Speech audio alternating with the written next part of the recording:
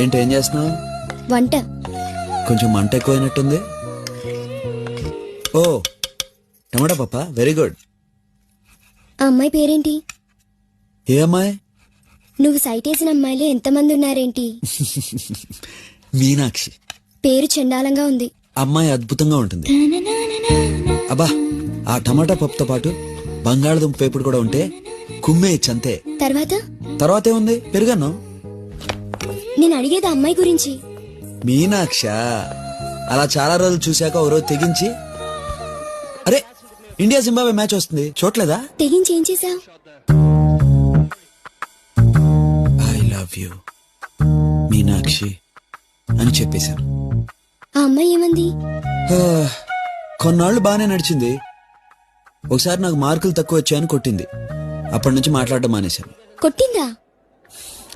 అప్పుడు నేను 8th class